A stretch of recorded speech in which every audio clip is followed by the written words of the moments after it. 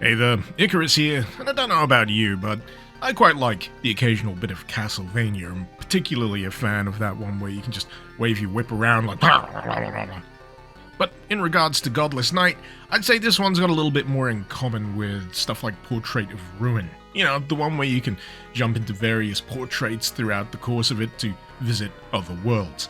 Sure, it is lacking the chain whip that goes but hey, at least it doesn't feature character switching that has them yelling out their names every single goddamn time they do it. Jonathan! Charlotte! Jonathan! Charlotte! Jonathan! Jonathan! It's also worth mentioning that Godless Night leverages an additional mod called Supercharge. This originally debuted alongside a map set known as Paradise, and in terms of how it affects the raw gameplay experience, you can expect new enemies, reloading of weapons, and most interesting of all to me, de-randomized monster and player damage, removing the RNG entirely from the mix. You can also expect a few additional weapons here and there too, but we'll get to that a little further down the line. Much like its inspirations, Godless Night actually features a really fascinating structure. Its main hub boasting multiple portraits that you can tackle in any order you indeed wish, and if you pay enough attention, you'll discover that there's portraits within those portraits leading to secret areas of other levels. It's quite honestly dizzying to contemplate at first, but mercifully it doesn't throw you into the deep end quite so swiftly. At first, your options are in fact quite linear. Access to the castle proper is locked, leading you instead to the first available level. Funnily enough, even in this opening level, there are sections off to the side that remain tantalizingly out of reach and will indeed remain so until deeper into your playthrough. That's not to say that you'll have time to contemplate such possibilities, as the levels, as standard, are positively stuffed with challenging encounters and engaging navigation. Opener Gardens of Mechanus is certainly a tone setter in that regard. It wastes precious little time introducing you to new enemy variants, the Grenadier certainly a prominent one, and while it's busy getting you in gear, it also introduces the omnipresent peril of a elevated cyber demon able to rain down rockets whenever you're within line of sight. Design-wise, this level is just absolutely tight as a drum, wasting precious little time in funneling you towards these dense, meaty encounters. Particularly a fan of this one where enemies teleport in behind, a firing squad of imps line the wall ahead, and behind those, a pair of grenadiers rain grenades overhead.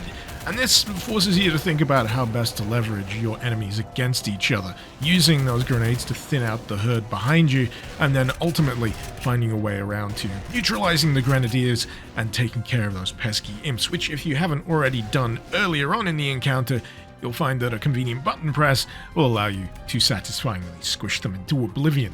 Further reaches of the level will see you contending with even more hazardous combinations of enemies, not to mention interesting variations on the Archvile, which do strange new interpretations of the usual flame attacks. Latter reaches of the level will of course see you contend properly with that aforementioned cyber demon, not to mention a crowd of Hell Knights and Barons, which actually turn out to be quite handy if you can get them engaged in some infighting.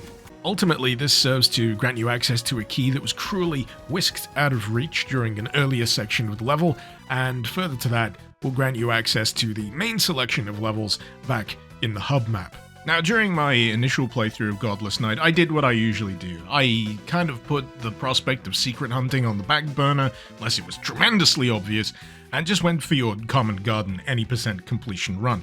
I would later discover that I was missing out on a whole bunch of things as a result, but until then, this gives me a good enough excuse to give you the cliff notes of the standard run levels that you'll experience during the course of Godless Night. My first stop, of course, landing me in Iron Blue Intention.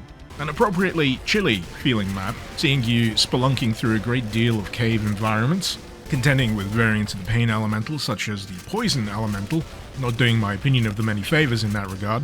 Mercifully, the level offers catharsis after dealing with such enemy types with the acquisition of a plasma gun and a cave full of extremely squishy imps. I'll just mention that the opening crawl of this mod on the start screen does in fact date this as occurring in 1744. And I don't know about you, but I'm not sure the plasma gun was around then, or many of the other weapons for that matter, but you know what? When such thoughts enter my mind, it always helps to remember. I suggest you don't worry about this sort of thing and Just enjoy yourself. That goes for you all, too. Yes. In any case, much like practically every other map featured here during Godless Night, this level has a neat looping design that'll see you returning to a prominent main area, and after the acquisition of the Red Skull Key, well, oh boy, I hope you've not been wasting too much ammunition. I mean, sure, the old strat of getting a bit of infighting going here certainly helps matters somewhat, but the sheer quantity of Revenant variants here, man, I was just not prepared for it. Not that it soured me too much on proceedings, eventually finding a cheesy-as-all-heck method of conveniently sidestepping this high degree of combat and promptly making my way to the clearly marked exit.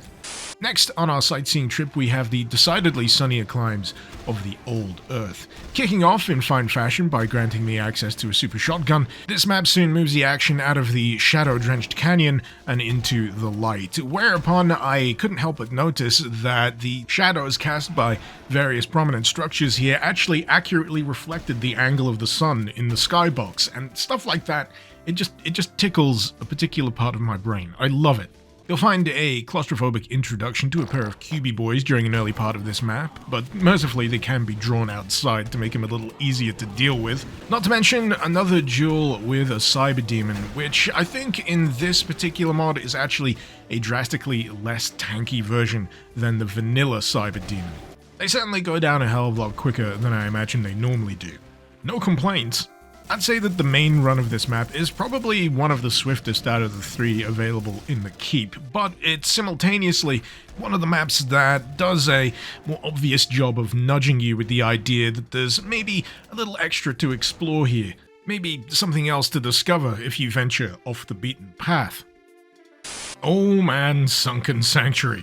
This rapidly descends into an absolute fight for survival as a relatively low-key opening soon spills out into an area absolutely packed to the gills with imps among many other troublesome enemies. It is practically all about finding those little spaces to maneuver between as you hoover up that vital ammunition needed to thin out the herd. Interestingly, it's a map where a few of the keys you'll have acquired during preceding maps also grant you access to areas of respite. This one in particular proving to be really kind of neat. It's a challenge section of sorts that lowers these pillars, forcing you into a degree of limited maneuverability as you contend with an Archvile variant and, after that, a small crowd of cacos. It's not entirely essential to the completion of this map in standard terms, but it does provide nice incentive to make sure you've sought out a few particular things before you tackle it. But even then, if you haven't got the yellow skull key before visiting this level, you can indeed return with it at a later time, because progress across all of these maps is persistent, which is just cool as heck. You can clear out all of this demonic filth, make it a little easier for your return trip, and still have the benefit of tackling this side section and grabbing yourself something potentially beneficial. It's also a map where you'll be able to grab one of the more unique weapons in Supercharge, that being the scrap gun. I've always had a hard time describing how exactly the scrap gun operates. You get a 4-round mag. It functions kind of like a shotgun, kind of with the power of an SSG. Maybe it sits somewhere between the two. I don't know, I have a hard time pinning it down, but either way, it seems to do the job just fine. Good job too, considering every which way you seem to turn during the course of this map, fresh enemies teleport in or ambush you. It is honestly a relentless map.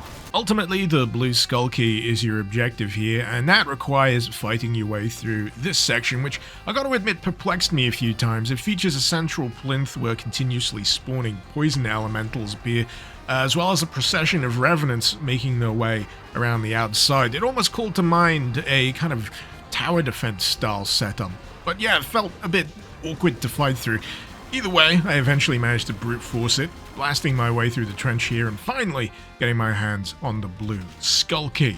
Naturally, this opened up the exit, allowing me to return to the hub and unlocking access to the final level of Godless Night.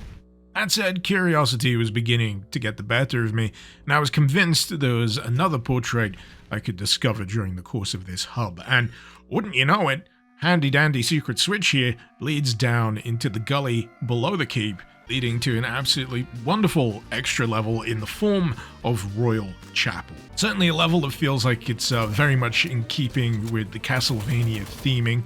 And if I'm going to be honest, calling it the Royal Chapel seems like a bit of a misnomer, because when I think chapel, I think relatively small, cozy space, not these cavernous interiors, these multiple adjoining sections. Honestly, this place is sprawling. Not kidding when I say I absolutely love the way that this level's put together. Particularly a fan of this grand staircase section here, where you've got to contend with a few cheekily placed grenadiers on your way upwards, and ultimately opens up into this cavernous cathedral space, whereupon a hefty battle ensues with cyber demons and archviles and revenants sullying the place with their presence, before plunging you into the depths of this area. Good grief, it just keeps going. But yeah, this is a level that started to give me a stronger inkling of the scope of what Godless Night was doing. As I acquired this extra key, I couldn't help but notice that extra row of acquirable keys on my HUD, and thought, man, I've still got a lot left to find. This might be the point where you'll feel compelled to revisit a few earlier levels, particularly that very first one, and maybe take a crack at accessing that side area. And doing so will require a little bit of canny navigation. You'll notice here and there a few health items in precarious places, encouraging you to seek out interesting ways of reaching them, and ultimately that will lead you to this previously inaccessible area. Your reward seems like it would be the purple skull key, but as soon as you get near it, it's whisked away, and instead you'll find yourself in a pitched battle versus a cyber demon, a cohort of revenants, and an aerial mancubus. And an archvile, because there's always an archvile.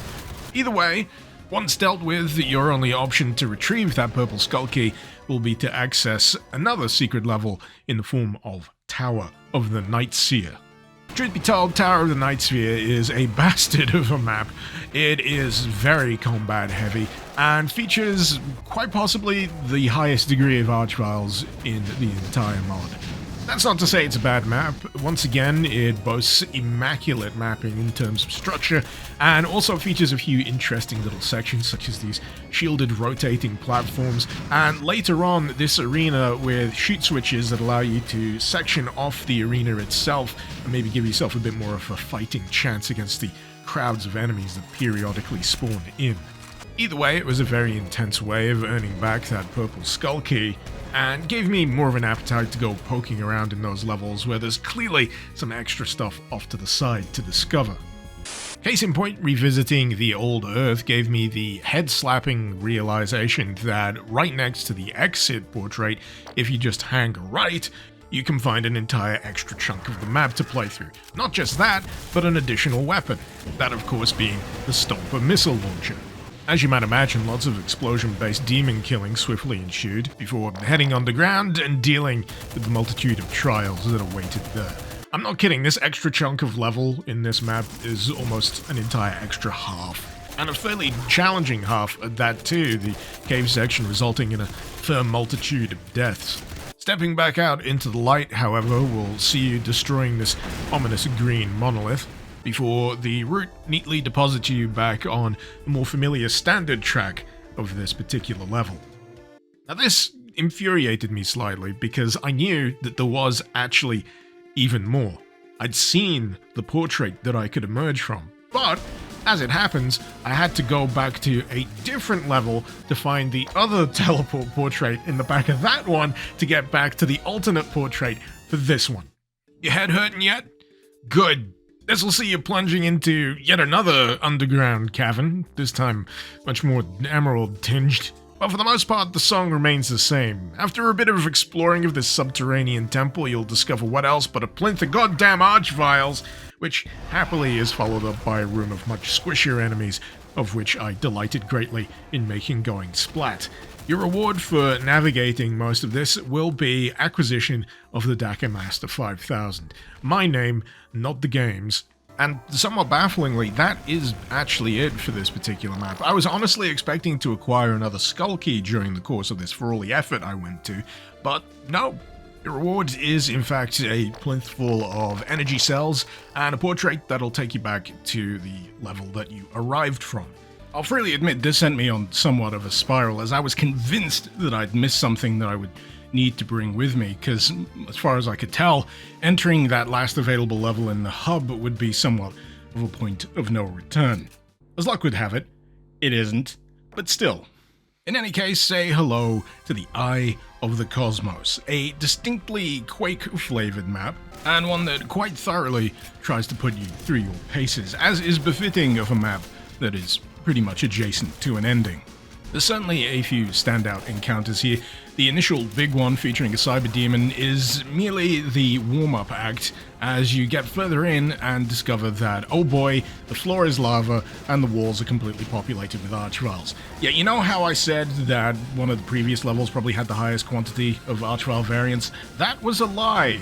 If this section already seemed frantic as all heck, trust me, it gets worse, as pressing the button next to the hazard suit unleashes the full force of this area's encounter. In all honesty though, the battles here are actually well balanced. There's plenty of health items, plenty of ammunition to hoover up, and more than enough room to navigate. It's just that every which way you seem to turn, there may or may not be a rocket ready to fly up your jacksie. Mercifully, the Archvile peanut gallery up top can in fact be handily dispatched once you reach this little section here. Clicking a switch will turn on the jets, and the jets melt the Archviles. Goodbye, get lost. All that effort grants you the green skull key, which you can return to this switch, which drops the lava level. This is actually quite important to take note of, because it doesn't just drop the lava level here, it drops it in a few preceding sections. And if you'd been doing enough sniffing around, you'd have noted that there's a switch requiring certain specific skull keys, and a certain earthen skull key lurking in a seemingly impossible to reach section. Until now. During this initial run, however, I didn't have the full suite of keys, so I just forged on ahead with the standard run of the level, but either way you'll be winding up this level via the same route, and this final encounter area, oh my god. It just throws everything at you. As soon as you flip this switch on the opposite side, you get crowds of enemies spilling out from the closets. And guess what? The path to the switch you need to flick to get out of this place is through the heart of that crowd of demons you've just unleashed. But guess what? This isn't the last switch you need to flick. This is the second to last switch you need to flick. Oh, hi, Cyber Demon. What a pleasure to see you. And you've brought friends. Delightful. I'll freely admit this is the kind of stuff that gives me a fucking aneurysm when I'm playing certain Doom mods. Anyways, I usually just fall back into a singular mindset, which follows thusly. Screw this. I'm cheesing it.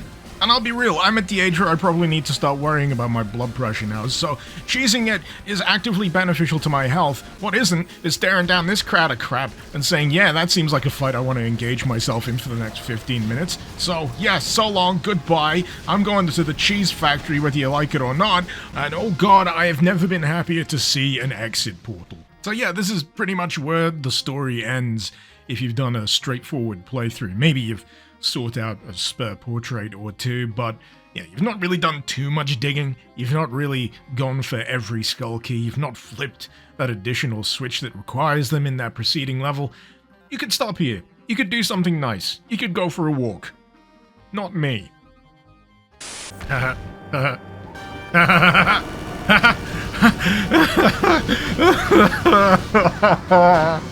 So this is what I get. This is what I get for indulging my curiosity, diligently collecting all of those goddamn skull keys, making sure I got to that extra portal during the course of the preceding level. This is Last Dance with the Devil. If I had to sum it up in a sound that shouldn't really have to be uttered by a human being, it would be... This map honestly feels like my own personal punishment for daring to describe any preceding map during the course of Godless Night as either featuring slightly too many Archviles or being, heaven forbid, just a little bit on the slaughtery side. Yeah, if any of the preceding levels were anywhere near approaching spicy, this is the entire goddamn pack of Tabasco just dumped straight into the pot. Fuck it, just throw in a few ghost chilies while you're at it. But you know what, I can proudly say that at no point during this map that has probable equivalence with the pain experienced during testicular torsion did I cheat. Nope. I knuckled down and I goddamn slaughtered. Now, if at this point you're worrying about my blood pressure given previous statements, fear not, I did take this multiple days at a time. I didn't do this as one concentrated chunk. If I did, I'm pretty sure I'd be about 6 feet under right now. Either way, I hacked my way through that crowd of Archviles, and just out of sheer spite, I decided I might as well get the 100% portrait completion for that particular level. Slap it on the kill screen. Sure, I've got others to do, but they pale in comparison to getting that one finished. What the heck is Ruin Mode? Wait, this is the difficulty select. What? Oh no. Oh no. Oh no. So guess what? There's an entire extra run of this mod's levels once you've done all portraits. Not only does it add extra challenge to those levels in the form of just boatloads of additional enemies, but it also switches up the visuals too. Couldn't tell you whether it alters any of the structure of the levels fundamentally, because I ain't touching Ruin Mode until I've had a good long well-deserved rest. But in the meantime, Godless Night, I'd recommend. It made my blood boil. In a good way. I'd be genuinely surprised if this doesn't get nominated for a CAC award. Seriously, the degree of polish going on with this mod is completely ridiculous. And as for the Supercharge mod that powers the gunplay and the enemy types and what have you, I know I haven't touched on it much, but I really quite like how it's implemented here. I like the fast weapon switching, I like the feel of the weaponry, and I like the fact that some of the RNG is taken out of the equation. But yeah, Godless Night. If you want to give it a whirl, link is in the description below. Just make sure you pay good attention to those difficulty selects. They will give you a good idea of what to expect. But in any case, this has been Mr. Icarus. Thank you very much for watching. Feel free to support my channel via Patreon if you're so inclined. These lovely names scrolling up screen right now already do. But fear not, if you can't spare any coin, I'll gladly settle for a like and a subscribe. Till next time, Icarus out.